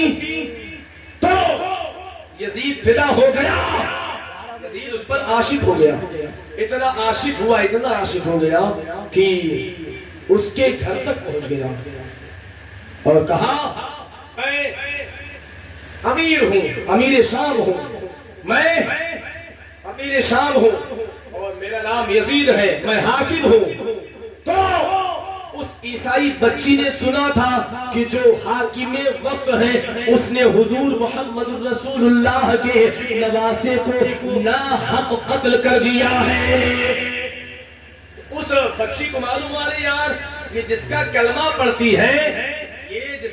پڑھتا ہے اس نے اپنے نبی کے نواسے کو قتل کر دیا. جب اپنے نبی کے خاندان کا نہ ہوا تو میرا کیا ہوگا؟ کہا ٹھیک ہے, میں آپ کے محل چلوں گی. اے خاتون, کیا میرے محل کی ملکہ بنو گی؟ ہاں بالکل بنوں گی, کل آنا. یزید نے یہ بات طے کر لی. صبح کا انتظار کرنے لگا, واپس آیا, واپس آنے کے بعد اس خاتون کے محل کا اس خاتون کے گھر کے باہر کھڑا ہوا. اب وہ خاتون اللہ اللہ اپنے بغل میں اس نے خنجر چھپا لیا. اللہ اللہ خنجر چھپایا. خنجر چھپانے کے بعد اللہ اکبر اللہ اکبر. اب یزید نے کیا کیا؟ اپنے سواری پر اس خاتون کو پیچھے بٹھا لیا. پیچھے بٹھایا. جب پیچھے بٹھایا خاتون نے موقع کو غنیمت جان کر اس نے پیچھے سے حملہ کیا. ایک حملہ نہیں بلکہ کئی بار کیا. اتنا بار کیا کہ اس کا کام وہی پر تمام کر دیا. ایک روایت تو یہ ہے کہ اس عیسائی لڑکی نے اس کا کام تمام کیا. اور ایک روایت میں یہ ہے کہ وہ شراب بہت پیتا تھا. اپنے سرحانے شراب، بغل میں شراب، چوطرفہ شراب کی بوتلیں موجود رہتی تھی. ہمیشہ شراب پیتا اور رنڈیوں اور لڑکیوں کی ناچ کو دیکھتا رہتا. تاریخ بتاتی ہے کہ وہ شراب کے حالت میں اتنا شراب پیا کہ اس کی آنتیں سڑ گئیں. اسی شراب کے نشے میں وہ مر گیا. جب یہ مرا تو کسی نے جا کر مکہ میں ان یزیدیوں کو خبر کیا کہ تم جس یزید کے چکر میں تم یہاں پر حملہ کر رہے ہو، جس یزید کے چکر میں تم نے اپنے گھر بار کو چھوڑ کر مکہ پر حملہ کرنے آئے ہو، وہ تمہارا امیر یزید مر گیا ہے. یزید کا خاتمہ ہو گیا. یزید ختم ہو چکا ہے. یزید کا نام و نشان مٹ گیا. جب ان یزیدیوں کو یقین ہو گیا کہ ہمارا امیر، ہمارا حاکم مر گیا ہے تو وہ لوگ پیچھے ہٹے. جب وہ لوگ پیچھے ہٹے تو آؤ دیکھو مکہ شریف کی فوج جو حضرت عبداللہ اور دیگر مجاہدین اسلام کی قیادت میں ان یزیدیوں سے مقابلہ کی تھی. اللہ نے ان مجاہدوں کو فتح مبین عطا فرما دیا. اب حضرات محترم آؤ دیکھو اللہ اکبر کبیر. ابھی اتنا ہی نہیں،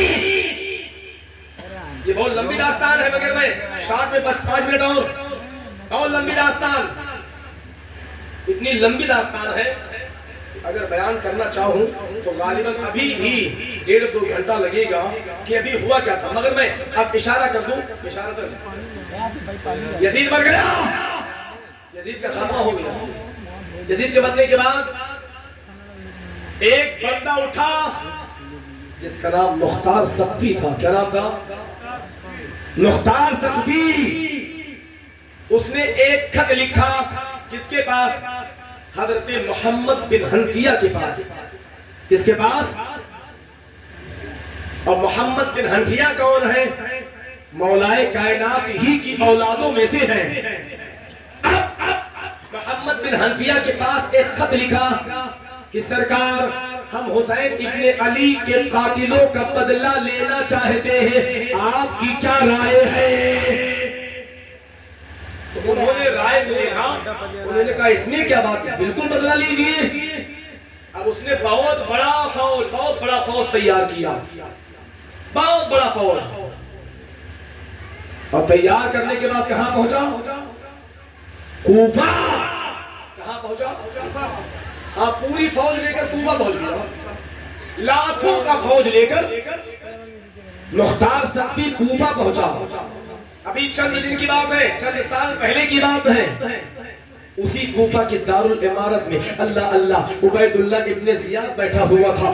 آج اسی کوفہ کے دارالعمارت میں مختار سقفی بیٹھا ہوا ہے. اسی کوفہ کے دارالعمارت میں عبید اللہ ابن زیاد حسین ابن علی کو قتل کرنا چاہتا تھا. آج 3 سال کے بعد اسی کوفہ کے دارالعمارت کے اندر مختار سقفی بیٹھا ہوا ہے جو حسین کے قاتلوں کا بدلہ لینا چاہتا ہے. اے مسلمانوں، حسین کا خون کس طریقے سے رنگ لا رہا ہے. حسین کا خون کس طریقے سے رنگ لا رہا تھا. اللہ اکبر اللہ اکبر. اب مختار سقفی نے اپنے تمام سپاہیوں کو بلایا. بلانے کے بعد کہا لسٹ تیار کرو. کون کون شامل تھا سب کو چن چن کر اٹھاؤ. کہا سب سے پہلے عمر ابن سعد کو لاؤ. کس کو لاؤ؟ ہاں، سب سے پہلے کربلا کے میدان میں اسی نے امام علی مقام رضی اللہ تعالی عنہ کے خیمے کی جانب پہلا تیر چلایا تھا. اور اسی کے حکم سے بہت کچھ معاملہ ہوا. عمر ابن سعد کو ڈھونڈ کر لاؤ. عمر ابن سعد کو جب تلاشا گیا وہ نہیں ملا تو دیہاتی بھاشا میں ٹہری بولتے ہیں، ٹہری کے اندر چھپا ہوا تھا، اس کو باہر نکالا گیا، سپاہیوں نے باہر نکالا، جب سپاہیوں نے باہر نکالا اللہ اللہ اس کو پکڑ کر مختار سقفی کے عدالت میں حاضر کیا گیا۔ مختار سقفی نے کہا صرف اسی کو نہ پکڑو، اس کے بچے کو بھی پکڑ کر لاؤ۔ اللہ اللہ اب نوجوان بیٹا تھا عمر ابن سعد کا، نوجوان بیٹا، اللہ اللہ مختار سقفی کے دربار میں حاضر کیا گیا۔ جب مختار سقفی کے دربار میں حاضر کیا گیا، عمر ابن سعد سے پوچھا اے عمر ابن سعد یہ بتا تو نے پہلا تیر چلایا تھا نا؟ اس نے کہا نہیں میں نے توبہ کر لی ہے، اب مجھے حکومت اور کرسی کی لالچ نہیں رہ گئی۔ کہا اچھا حسین بھی تو تم کو ہی سمجھا رہے تھے، تم پہلے کہے نہیں توبہ کی ہے، آج ظلم کر کے تب توبہ کرنے آئے ہو؟ اے میرے سپاہیوں اس کے ہاتھ باندھ دو، ہاتھ باندھو۔ ہاتھ باندھا گیا اور ہاتھ باندھنے کے بعد پیر باندھ دو تاکہ تڑپنے نہ پائے۔ اب کہا اے سپاہیوں اس کے لونڈے کو سامنے رکھو اور پہلے اس کے لونڈے کو بھی سزا دی جائے تاکہ اس کو بھی احساس ہو کہ حسین ابن علی کے بیٹوں نے شہادت پیش کری تھی، حسین ابن علی کو کتنی تکلیف ہوئی تھی۔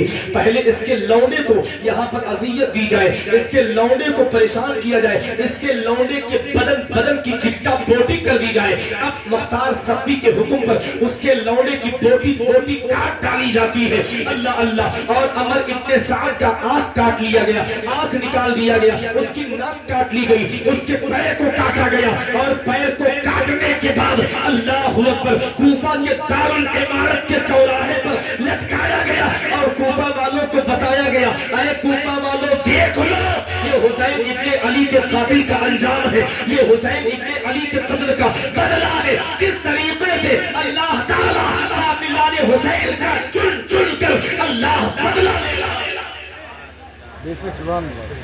اب کہا غربلہ مردود کو پکڑ لاؤ، اس کو غربلہ جس نے حضرت علی اصغر کے اوپر تیر چلایا تھا،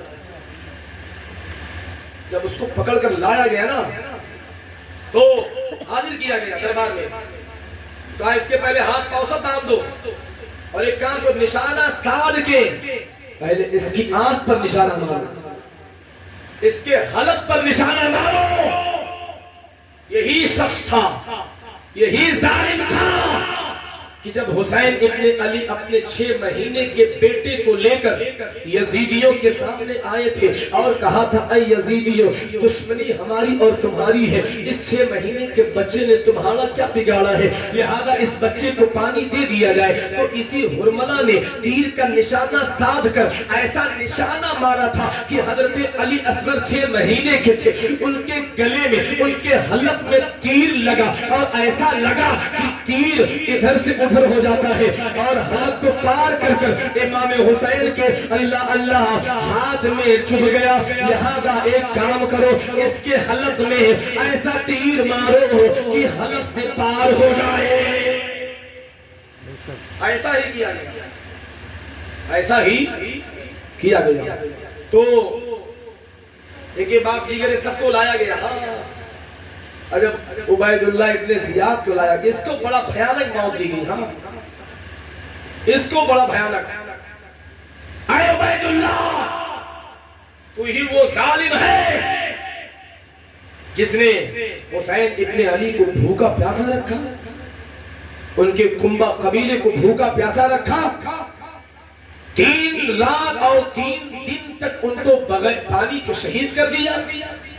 یہاں جانور جب کوئی قصائی جانور کو ذبح کرتا ہے سب سے پہلے پانی دکھاتا ہے، تم نے ان کو جانور کسی بھی اہمیت نہیں دی، جبکہ وہ نواسے رسول ہیں، وہ جنت کے پھول ہیں، وہ حضور کے دل کا چین ہے۔ حضور فرماتے ہیں حسین مجھ سے ہے میں، حسین مجھ سے ہے میں، تم نے ان کو بھوکا پیاسا رکھ کر شہید کیا۔ عبیداللہ ابن زیاد بہت گلگلایا، بہت روتا ہے، بہت فریاد کرتا ہے، مجھے معاف کر دیا جائے، مجھے معاف کر دیا جائے۔ اللہ اللہ بہت سارے معاملات کو بیان کرتا رہا، حالانکہ یہ عبیداللہ ابن زیاد بہت بھاگا، بہت بھاگا۔ کئی دن کے بعد مختار ثقفی کے سپاہیوں کی پکڑ میں آیا تھا۔ اللہ اللہ یہ کم نہیں بھاگا، اتنا بھاگا تھا، اتنا بھاگا تھا، اتنا بھاگا تھا، اتنا بھاگا، اتنا بھاگا کہ بھاگتے بھاگتے یہ حضرت امام زین العابدین کے خیمے میں آ گیا۔ جب امام زین العابدین کے خیمے میں آیا تو آؤ دیکھو، امام زین العابدین چراغ کی روشنی میں قرآن کی تلاوت کر رہے تھے۔ امام علی مقام رضی اللہ تعالیٰ عنہ کے بیٹے حضرت امام زین العابدین کے خیمے میں آنے کے بعد عبیداللہ ابن زیاد نے کہا تھا کہ اے بندہ خدا مجھے پانی پلا دو۔ آپ نے قرآن شریف کی تلاوت بند کر دی، اٹھے، آپ نے کٹوری میں پانی لیا، ایک کٹورا پانی دیا۔ چونکہ بھاگ ہی رہا تھا، پیاس کی شدت تھی، ایک کٹورے میں اس کی پیاس نہ بجھی۔ اس نے دوبارہ پھر مانگا، آپ نے دوسرا کٹورا پانی بھر کر دیا۔ تیسری بار پھر مانگا، آپ نے تیسری مرتبہ بھی اس کو پانی پیش کیا۔ تو اس نے کہا لگتا ہے حضرت آپ نے ہم کو پہچانا نہیں۔ عبیداللہ ابن زیاد کہنے لگا لگتا ہے حضرت آپ نے ہم کو پہچانا نہیں۔ اتنے میں امام کی نگاہ اٹھی، امام کی نگاہ اٹھی، ارشاد فرماتے ہیں اے شیطان، اے ظالم، تم کو کون بھول جائے گا؟ تمہارے اشارے پر ہمارے خاندان کو ذبح کر دیا گیا، تمہارے اشارے پر ہمارے خاندان کو قتل کیا گیا، ہم تم کو کیسے بھول پائیں گے؟ تو کہا حضرت یہ بتائیے جب آپ ہم کو پہچانتے ہیں پھر بھی آپ نے پانی کیوں دے دیا؟ تو آؤ دیکھو امام زین العابدین فرماتے ہیں کربلا میں ہم تیرے پاس گئے تھے، جو تیرا طریقہ تھا آج تو میرے پاس آیا ہے، یہ آل محمد کا طریقہ ہے، یہ نبی کے گھرانے والوں کا طریقہ ہے۔ یہ بھاگا بہت مگر مختار ثقفی کے سپاہیوں کے ہاتھ سے بچ نہیں پایا۔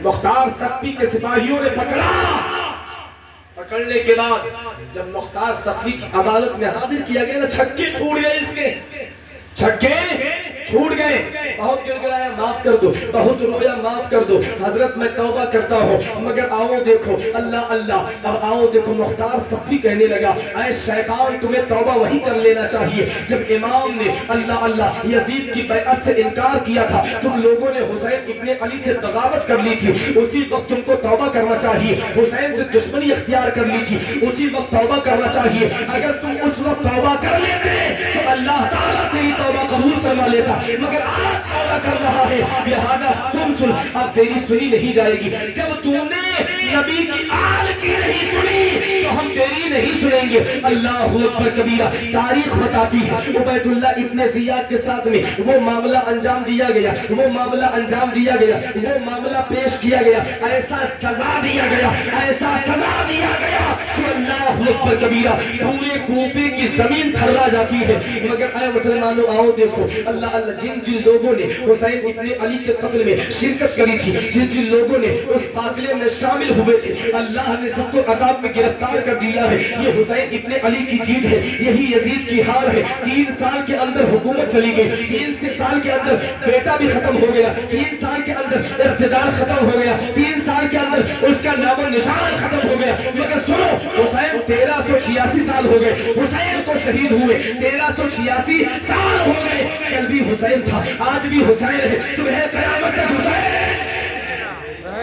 تو گھٹانے سے کسی کے گھٹا ہے نہ گھٹے، جب پڑھائے تجھے اللہ تعالیٰ تیرا۔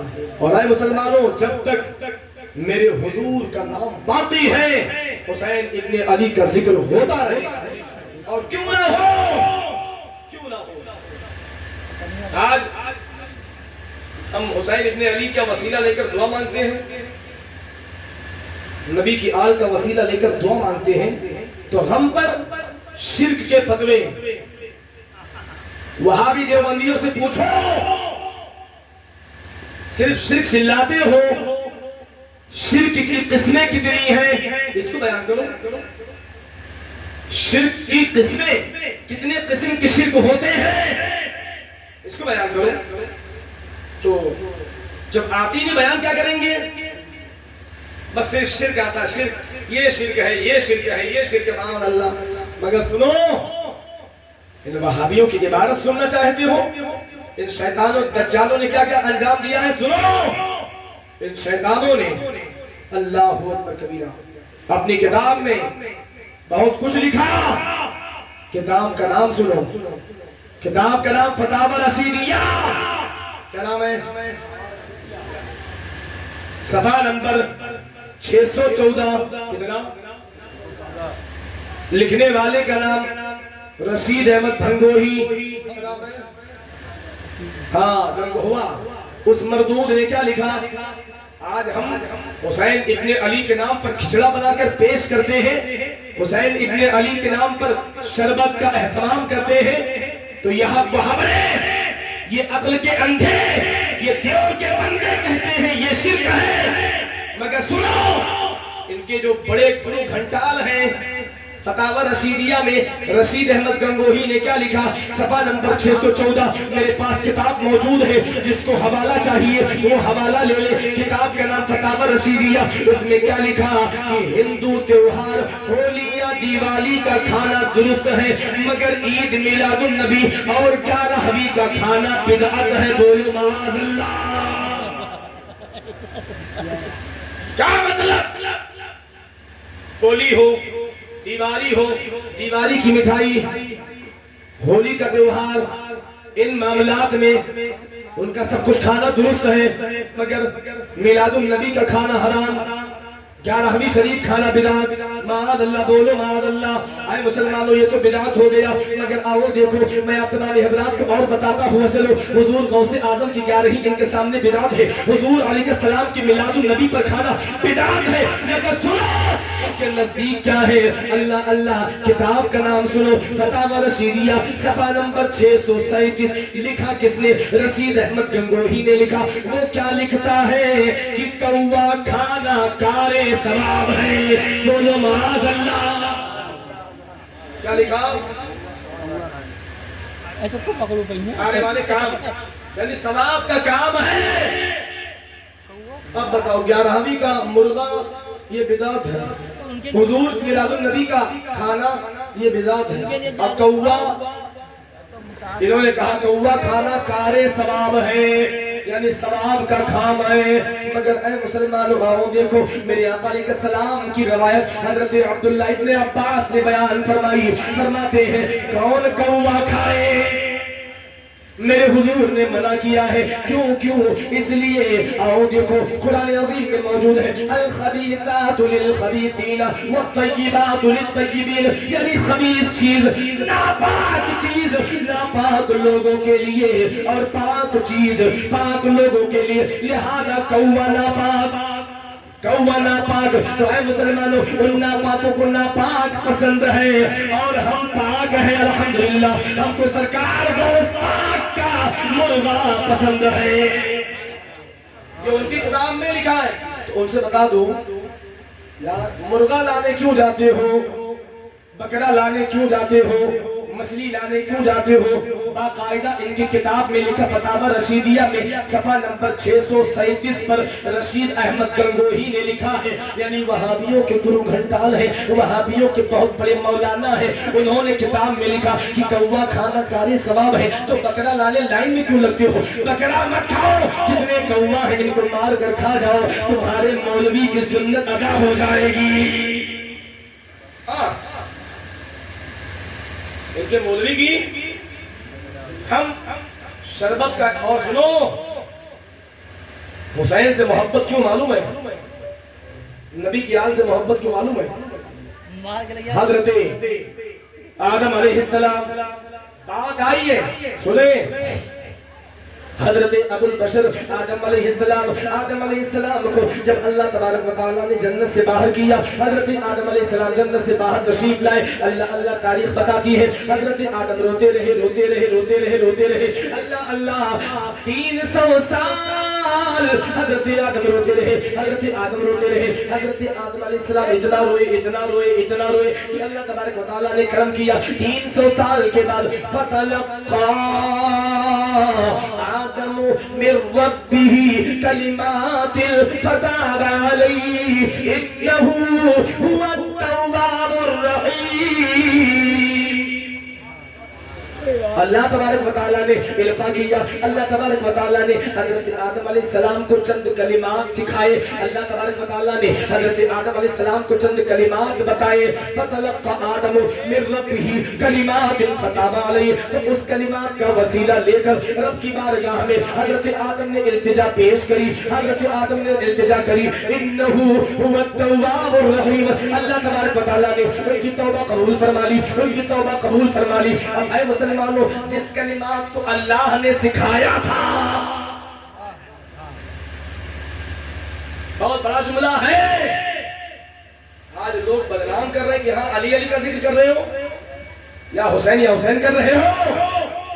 سنو وہ کلمات، جس کلمات کو اللہ نے سکھایا تھا، آدم کو بتایا تھا، اللہ تعالیٰ نے حضرت آدم کو جس کلمات کو بتایا تھا، آدم نے جس کلمات کا وسیلہ لے کر خدا کی بارگاہ میں التجا کری تھی، وہ کلمات کیا تھے؟ علامہ امام جلال الدین سیوطی رضی اللہ تبارک و تعالیٰ عنہ اللہ آپ بیان فرماتے ہیں، وہ کلمات یہ تھے جس کلمات کا وسیلہ لے کر، جس کلمات کو اللہ نے سکھایا تھا، آدم کو بتایا تھا، وہ کلمات کیا تھے؟ وہ کلمات کیا تھے؟ وہ کلمات کیا تھے جس کلمات کا وسیلہ لے کر خدا کی بارگاہ میں دعا کری تھی؟ اللہ تبارک و تعالیٰ نے اس کلمات کے وسیلے سے ان کی توبہ قبول فرما لی۔ وہ کلمات یہ تھے، علامہ امام جلال الدین سیوطی رضی اللہ تبارک و تعالیٰ عنہ آپ بیان فرماتے ہیں، وہ کلمات یہ تھے، اللہم ربنا اغفر لنا بحق محمد وآل محمد، اے اللہ محمد اور آل محمد کے صدقے میں میری توبہ قبول فرما۔ کیا کہا تھا؟ اللہم ربنا اغفر لنا بحق محمد وآل محمد، اے اللہ محمد اور آل محمد کے صدقے میں میری توبہ۔ ابھی آدم کی اولاد بڑھی نہیں، ابھی آدم کی اولاد بڑھی نہیں، ابھی آدم علیہ السلام کی اولاد آئی نہیں، ابھی حضرت امام حسن آئے نہیں، ابھی حضرت امام حسین آئے نہیں، مولا امام زین العابدین آئے نہیں، حضرت علی ابھی آئے نہیں، حضرت فاطمہ الزہرا ابھی ظاہری دنیا میں آئے نہیں، مگر سنو آدم آئے، مگر آؤ دیکھو آدم علیہ السلام کو رب نے سکھا دیا، حضرت آدم علیہ السلام کو بتا دیا، اور حضرت آدم علیہ السلام نے نبی اور آل نبی کا وسیلہ لے کر دعا مانگا، تو حضرت آدم کے دعا مانگنے نے، حضرت آدم کے دعا مانگنے نے ہم کو یہ بتا دیا، ہم کو سبق دے دیا کہ جب بھی کوئی عمل کرو، اچھے عمل کرو تو نبی اور آل نبی کا وسیلہ لے کر کرو، اللہ تعالیٰ تمہارے عمل کو قبول فرمائے گا۔ یہ عمل قبول ہوگا، اس لیے ہم حضور اور حضور کی آل کا ذکر کرنے بیٹھ جاتے ہیں۔ کیوں؟ یہ ہمارے جد اعلیٰ حضرت آدم کی ادا ہے۔ سبحان اللہ۔ ابھی نبی کی آل ظاہری طور پر دنیا میں نہیں آئی، مگر نبی کی آل کا وسیلہ لے کر دعا مانگا جا رہا ہے کہ نہیں؟ آج وہابی دیوبندی عقل کا اندھا دیوبند مردود کہتا ہے وسیلہ حرام، وسیلہ حرام، وسیلہ حرام، تو میں کہتا ہوں تم بھی حرام۔ اس کا مطلب تم آدم کی اولاد نہیں ہو بلکہ ابلیس کی اولاد ہو، اس لیے آدم کی اولاد ہوتے تو وسیلے کے بغیر نہیں آ پاتے، اور سنو ابلیس کی اولاد ہو تو ابلیس بغیر وسیلہ کر رہا ہے، ابلیس بغیر وسیلے ہی کے مار لیا گیا۔ ابلیس نے اگر آدم کا وسیلہ لے لیا ہوتا، نور محمدی کی تعظیم کا وسیلہ لے لیا ہوتا تو ابلیس بچ جاتا، ابلیس بچ جاتا، مگر سنو اس نے وسیلے کا انکار کر دیا۔ آدم علیہ السلام کی پیشانی میں نور محمدی جلوہ گر تھا، اگر اس نے وسیلہ لے لیا ہوتا تو آؤ دیکھو اللہ تبارک و تعالیٰ اس کی عظمت کو بڑھا دیتا، اللہ اس کی شان کو بڑھا دیتا، اللہ اس کی مقدر کو بڑھا دیتا۔ مگر سنو 600 کروڑ برس، 600 کروڑ برس اللہ تبارک و تعالیٰ کی عبادت کری تھی، اللہ کی تسبیح بیان کری تھی، اللہ کی پاکی بیان کری تھی، اللہ کی بڑائی بیان کری تھی، اللہ کی کبریائی بیان کری تھی، مگر اللہ تعالیٰ کے نبی کی شان میں جب اس نے گستاخی کری، جب اس نے گستاخی کری تو اللہ تعالیٰ نے اس کی 600 کروڑ برس سجدے کو نہ دیکھا، اس کی تسبیح کو نہ دیکھا، اس کی کبریائی کو نہ دیکھا، اس کی کی تصویر کو نہ دیکھا بلکہ اللہ نے جنت سے باہر کر دیا، اللہ نے شیطان مردود بنا دیا، اللہ نے لعین بنا دیا، اللہ نے شیطان بنا دیا، اللہ نے مردود بنا دیا۔ اے مسلمانوں، آدم علیہ السلام کی شان میں گستاخی کرے 600 کروڑ برس تک اس کا اس کے منہ پر مار دیا جاتا ہے۔ وہ جو آدم کا نبی ہے، جو حضرت ادریس کا نبی ہے، جو موسیٰ کا نبی ہے، جو حضرت سلیمان کا نبی، جو حضرت ابراہیم کا نبی، جو دانیال کا نبی، جو حضرت نوح کا نبی، جو حضرت زکریا کا نبی، جو تمام نبیوں کا نبی ہے، جو تمام رسولوں کا رسول ہے، اگر اس رسول کی شان میں اگر کوئی گستاخی کرے تو اے مسلمانوں یہ بتاؤ کیا اس کی نماز قبول ہوگی؟ کیا اس کا روزہ قبول ہوگا؟ کیا اس کا خیرات قبول ہوگا؟ کیا اس کے دینیات قبول؟ کچھ نہیں۔ سنو، جب نبی حضرت آدم کی شان میں گستاخی کرنے والا مار کر بھگا دیا گیا، شیطان بنا دیا گیا، تو جو حضور محمد رسول اللہ کی شان میں اگر کوئی گستاخی کرے گا، اگر کوئی گستاخی کرے گا تو اے مسلمانوں ادھر آدم کا یہ حال ہے تو محمد مصطفیٰ کا حال۔ ہاں، ان کی شان میں گستاخی کرنے والا برباد کر دیا گیا تو حضور کی شان میں گستاخی کرنے والا آباد ہو پائے گا؟ اب یہاں محلے کے مسلمان کہتے ہیں نماز پڑھو نماز پڑھو۔ نماز اہم العبادت ہے، نماز ہماری نبوت ہے، نماز میرے آقا کی آنکھوں کی ٹھنڈک ہے، نماز جنت میں لے جائے گی، نماز شیطان کے لیے مار ہے، نماز نور علی نور ہے، نماز برہان ہے۔ میرے حضور فرماتے ہیں قرۃ عینی فی الصلاۃ، نماز میری آنکھوں کی ٹھنڈک ہے۔ میرے حضور فرماتے ہیں الصلاۃ عماد الدین، نماز دین کا کھمبا ہے۔ میرے حضور فرماتے ہیں الصلاۃ معراج المومنین، نماز مومنین کی معراج ہے۔ میرے حضور فرماتے ہیں الصلاۃ مفتاح الجنہ، نماز جنت کی کنجی ہے۔ سب کچھ ہے مگر اے مسلمان اگر صاحب نماز کی محبت نہیں ہے، صاحب نماز کون ہے؟ تو پہلے صاحب نماز کو راضی کرو، نماز انشاءاللہ ایٹومیٹک تمہاری قبول ہو جائے گی۔ حضور کو گاؤں کی چودھری کی طرح لکھو گے، حضور کو معاذ اللہ بچوں اور جانوروں اور پاگلوں کی طرح تسبیح دو گے، پھر کہو گے ہم مسلمان ہیں تو اے مسلمانوں تمہاری عبادت قبول نہیں ہوگی۔ آخری حوالہ سن لو چونکہ وقت زیادہ ہو گیا، سنیے آخری حوالہ۔ ہاں، اسی مردود کا بار بار نام میرے سامنے آ رہا ہے معاذ اللہ، اس لیے ان مردودوں کا اگر نام آ جائے تو دماغ ذہن گندا ہو جاتا ہے، اس لیے شیطان ہے۔ اور سنیے ان لوگوں نے اپنی کتاب میں کیا لکھا، کتاب کا نام تمام راز سماعت کر لیجئے، بعد میں نہ کہیے گا کہ انہوں نے حوالہ نہیں دیا۔ کتاب کا نام فتاوی رشیدیہ، صفحہ نمبر 245، 245 میں کیا لکھا؟ رشید احمد مردود نے کیا لکھا کہ رسول اللہ صلی اللہ علیہ وسلم کے ماں باپ مسلمان نہیں تھے۔ بولو معاذ اللہ، بولو معاذ اللہ۔ بتاؤ، انہوں نے لکھا کہ حضور کے ماں باپ مسلمان، اچھا ان کے ماں باپ مسلمان ہیں؟ جب وسیلے کے قائل ہے ہی نہیں تو یہ بغیر ماں باپ کے وسیلے کے آئے ہیں کیا؟ تو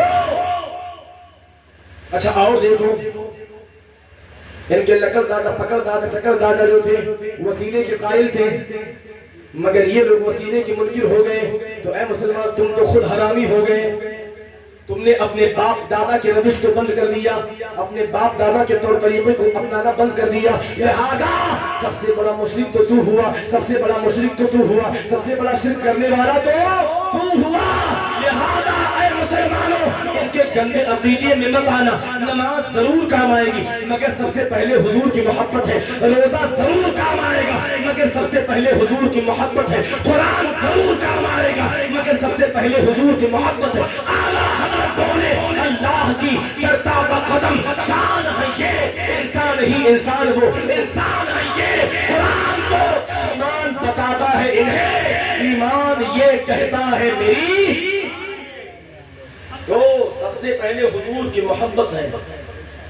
اعلیٰ حضرت عظیم البرکت فرماتے وہ جو نہ تھے تو کچھ نہ تھا، وہ جو نہ ہو تو کچھ نہ ہو، جان ہے وہ جہان کی، جان ہے تو جہان ہے۔ اللہ تبارک و تعالیٰ اس محفل کو قبول فرمائے اور ہم تمام اقلام کو صحیح معنوں میں سنی بن کر رہنے کی توفیق عطا فرمائے اور ہمیں بالخصوص بزرگوں کے طور طریقے پر عمل کرنے کی توفیق عطا فرمائے، حسنین کریمین کی محبت میں ہمیں جلائے اور انہی کی محبت میں مولا ہمیں اٹھائے۔ وما علینا الا البلاغ المبین۔ السلام علیکم۔